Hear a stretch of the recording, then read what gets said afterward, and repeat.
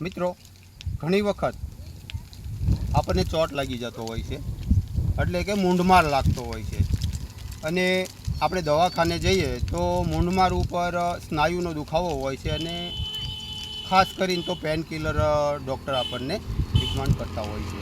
પરંતુ જો દેશી ઔષધ દ્વારા જો મટાડવામાં આવે તો જલ્દી સારું થઈ જાય છે.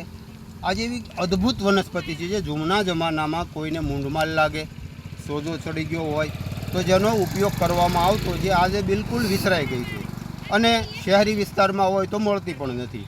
તો એવી એક દુર્લભ વનસ્પતિ છે. હું તમને બતાવું, પહેલાં એમની ઓળખાણ કરાવું કે જુઓ, આમને આવા સરસ મજાના પીળા ફૂલ આવે છે અને આ દોડવો હોય છે, દોડવામાંથી ખીલે એટલે તરત ફૂલ થાય છે. અને એમની પત્તી છે એ જે દેશી બાવળ આવે એ ટાઈપની પણ મોટી હોય છે. જો આ ટાઈપના એમના પત્તા હોય છે, બરાબર છે. અને આ રીતને એને ફળી શીંગો લાગેલી હોય છે, જે તમે જોઈ શકો છો.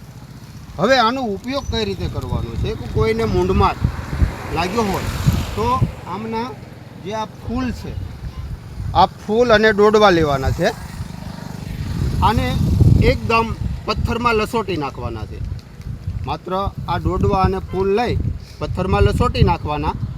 અંદર 1 ચમચી હળદર, 1 ચમચી મીઠું નાખવાનું છે.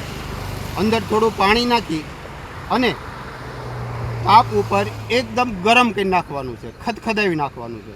ખદખદે પછી નીચે ઉતારી અને થોડું થોડું ગરમ હોય, અવશેકવું હોય, શેક થાય એવું હોય, ચામડી દાજે નહીં એ ટાઈપનું થઈ જાય ત્યારે જે ભાગ ઉપર ચોટ લાગ્યો હોય, મૂંઢમાર લાગ્યો હોય એ ભાગ ઉપર લગાવી દેવું. 3 થી 4 દિવસ આ વસ્તુ કરવાથી, આનો ઉપયોગ કરવાથી સોજો, મૂંઢમારનો દુખાવો બિલકુલ ક્લિયર થઈ જાય છે.